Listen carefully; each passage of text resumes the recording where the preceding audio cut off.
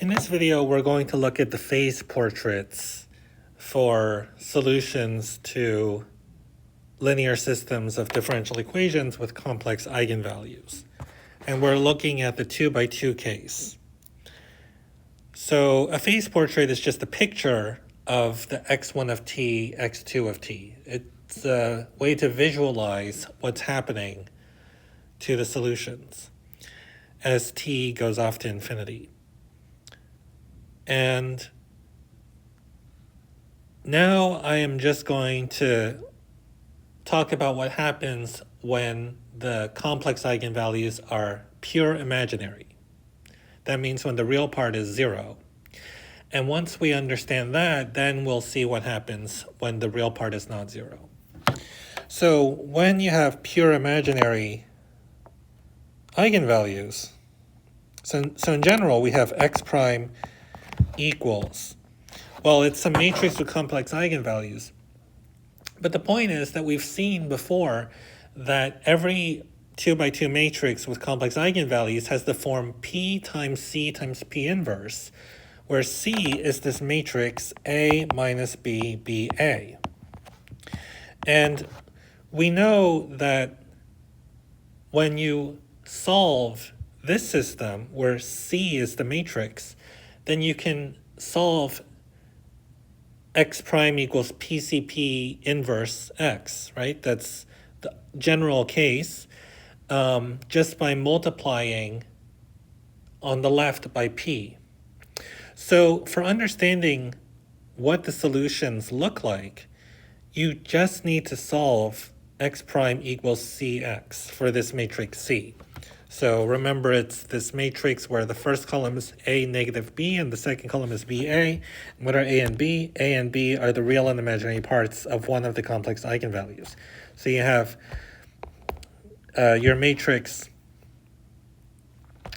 where the eigenvalues are A plus or minus IB. Those are the eigenvalues of this matrix. So let's just look at what happens when A is this matrix. Well, we've seen before that e to the at is equal to e to the little at times cosine bt, negative sine bt, sine bt, cosine bt.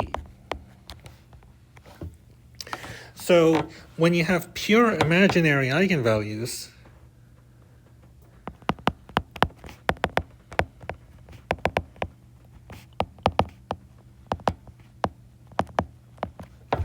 that's when A is 0.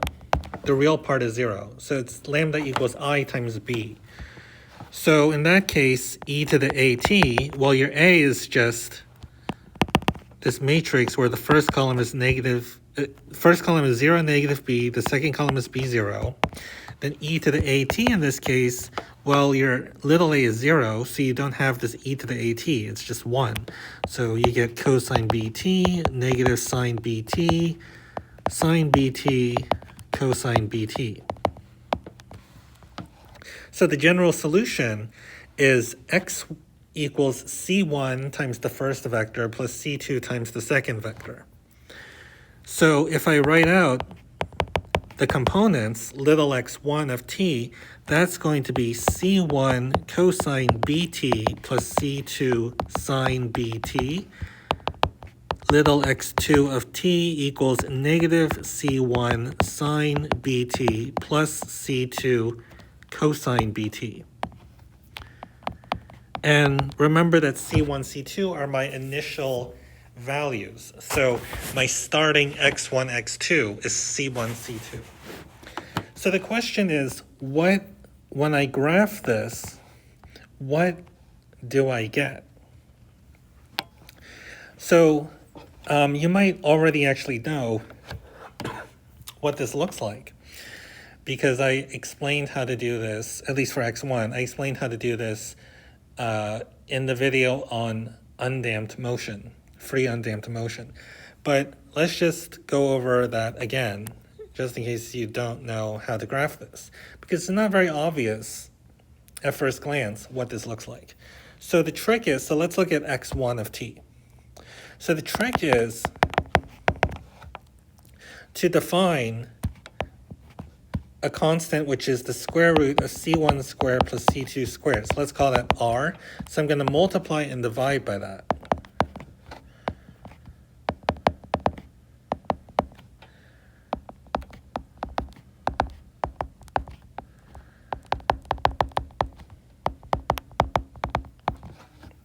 So that's what I get when I divide and multiply by r.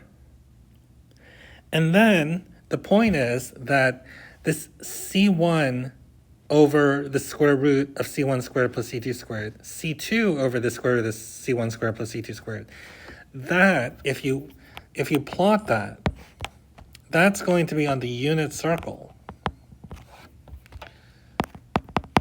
Because you can check that if you take the first thing squared and then add the second thing squared, so c1 over r squared plus c2 over r squared, you just get 1. So this is on the unit circle. And since it's on the unit circle, it has the representation cosine alpha sine alpha for some alpha between 0 and 2 pi. So my x1 of t can be written as r times cosine alpha cosine beta t, or bt, plus sine alpha sine bt. And then there's a trig identity for this. This is going to be r times cosine of alpha minus bt. Now, so that simplifies a lot. That simplifies really nicely. Now you can see that this is going to be a cosine function, just shifted, right? So it's going to look like a wave. And that's not very obvious when you look at c1 cosine bt plus c2 sine bt. I mean, you know that each of those individual functions is a wave, but then when you add them, it's not obvious, to me anyway, that the result is also a wave. So anyway, now we go back to x2 of t, and we just do the same thing. We define r to be the same thing, and so we're going to get r times negative c1 over r sine bt plus c2 over r cosine bt. And, well, c1 over r was cosine alpha, so I'm going to get r times negative cosine alpha sine bt plus, and then I just have sine alpha again, sine alpha cosine bt. Now we use another trig identity for the sum and difference of sines, sine of a sum, or difference, I mean. And this turns out to be r times sine alpha minus bt. So let's just write that down. So now we have that x1 of t is r cosine alpha minus bt.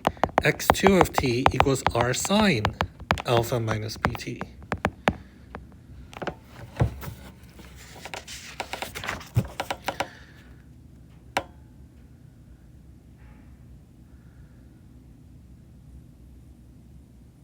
Well, what is that gonna give you? What does that tell you about x1 and x2? They lie on a circle of radius r, right? x1, x2 lies on a circle of radius r, because if you do x1 of t squared plus x2 of t squared, you get r squared cosine squared alpha minus bt plus r squared sine squared alpha minus bt. You factor out the r squared, so you get cosine squared of something plus sine squared of the same thing. So this thing here is just 1. So this tells you that x1 of t, x2 of t, this point for all t lies on a circle of radius r for all t. and it's the same r. So basically, so here's x1, here's x2 axes. So at time 0, you're at, let's see, where are you? You're at, okay, if you use this representation here, if you plug in t equals 0, you get r cosine alpha, r sine alpha. So you're right now, let's say if this is alpha, okay, then right now you're on this point that's r units away from the origin. And then what happens as t increases is you go around this circle of radius r over and over and over. And you either go clockwise, or wait, this is counterclockwise, or you go clockwise. And it's going to depend on whether you go clockwise or counterclockwise is going to depend on b. So I think if b is, I mean, if you look at this, as t increases, let me think. So if you have cosine t, sine t, as t increases, you go clockwise, right? But this is, I have cosine alpha minus bt, sine alpha minus bt. So what's going to happen is if b is negative, then you'll go counterclockwise. And then if b is positive, then you're going to go clockwise. Right? Because if b is negative, then as t increases, the thing inside the cosine and sine increase. So it'll be going counterclockwise. Okay, but the point is, the important thing is that it's in a circle. I think that's the important thing. That the trajectories lie on the circle. And so the various trajectories are going to be circles. Okay, the picture's not very accurate. The point is that these are all circles centered at the origin. That's what happens in this case when your matrix has the form 0, negative b, b0.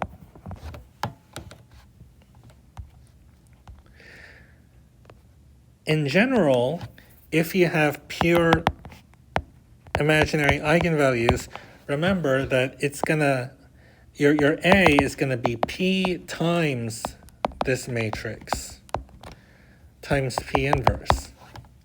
And then the trajectories are going to be, so the solution is P times x1, x2.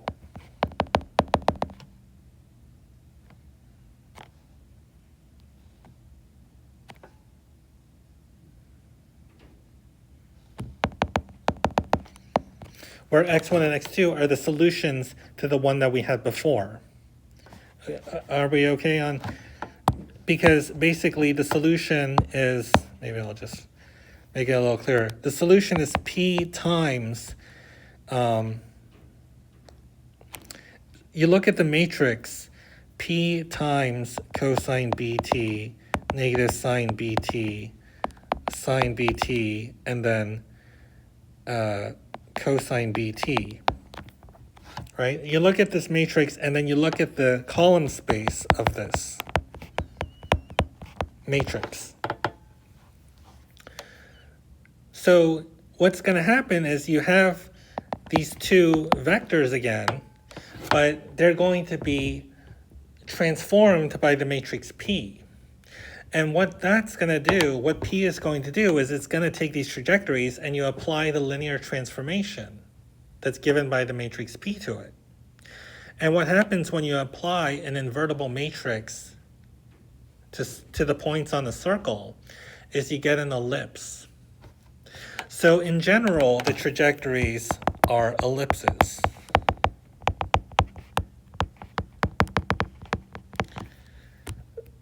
Around the origin. So they're going to look like, so here's x1, here's x2, they're going to look like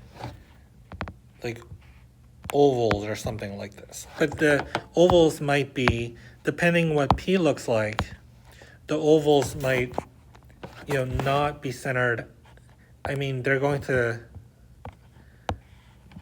their sort of main axes might not be along the x1, x2 axis. So it's going to be like this in general. Okay. So that is the case of a pure imaginary eigenvalue when A is not 0. Now let's think about what happens if A is I might have misspoken. Pure imaginary is when A is equal to 0. Now we have to think about what happens if A is not 0. So if A is not 0, well, again, let's go back to solving this x prime equals A negative B, BA, where the first column is A negative B, second column is BA. Okay. And again, it's sufficient to solve this to understand what's going on because the general case will be obtained by taking the trajectories and multiplying on the left by a matrix P. So now, if you just do the same analysis as we did before, the only difference is you're going to get this e to the at term. So it's going to be r e to the at times cosine of alpha minus bt, x2 of t equals r e to the at sine of alpha minus bt. Now things are a little different because if you look at what's going on, suppose that A is less than 0, okay? There's kind of two pieces. There's this cosine sine. So if you graph x1, x2, if it was just cosine and sine, then you would be going around in circles. Because every time t increases, so in this case, every time t increases by 2 pi over b, you get a full rotation. But now there's this e to the at, and a is negative. So the magnitude, okay, if you look at the length of the point x1, x2, the distance from the origin, so square root of x1 squared plus x2 squared, you're going to get r times e to the at. And that's going to go to 0 as t goes to infinity. So what's going to happen is you are going to go around in circles, but you're at the same time going to be getting closer and closer to the origin. So let's say so here's the x1 axis, here's the x2 axis, and let's say you start here. So you go around, okay, but as you go around, you are also getting closer and closer to the origin at the same time because of this e to the at. So what's going to happen is you're actually going to spiral like this. And as t goes on forever, you approach the origin and you spiral forever because cosine, sine alternates between, right? It's just going to go in circles forever. So you're going to go in circles forever, but also getting closer to the origin at the same time. So that's what the trajectories look like. And of course, if you extend t to be negative, then it's going to just keep going out. So this is what happens. And you're going to, if A is negative, then you're approaching the origin. So you end up getting spirals. It's very interesting. And if A is positive, well, what happens is you're going to go the other way, right? Because it's like, let's say A is -1. Then as t goes off to infinity, okay, the exponent's going to minus infinity, right? So in this case, if your A is positive, like A equals 1, then going off to minus infinity at the exponent would be like t going to minus infinity. So as t goes to minus infinity, as t goes backwards, you get closer and closer to the origin. So if you think about it like that, you can see that you're also going to get spirals, but they're not actually going to start anywhere. They're going to just go out forever. So it's just going to go in the other direction. So if A is negative, you get spirals toward the origin. And then if A is positive, you get spirals outwards from the origin. But the origin will correspond to when t is negative infinity. So that is what happens.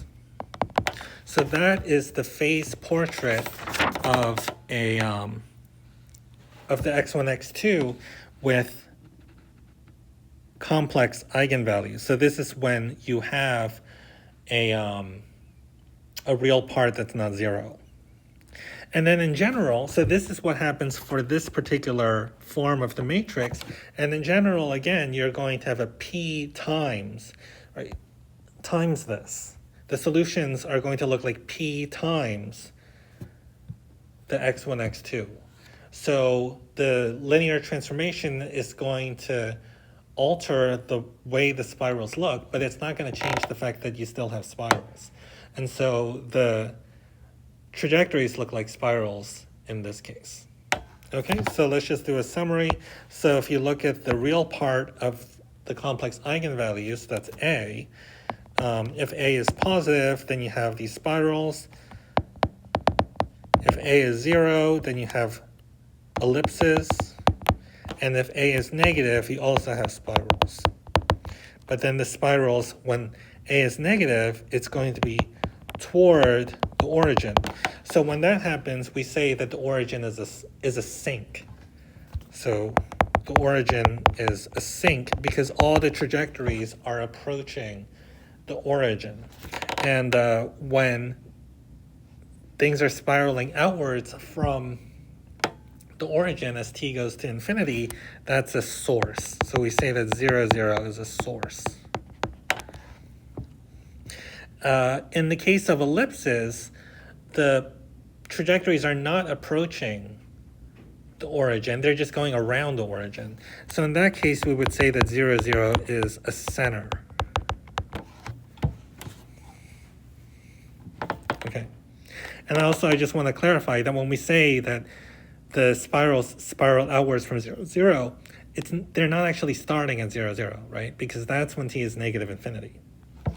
Okay, that explains the full story of the 2 by 2 case with complex eigenvalues.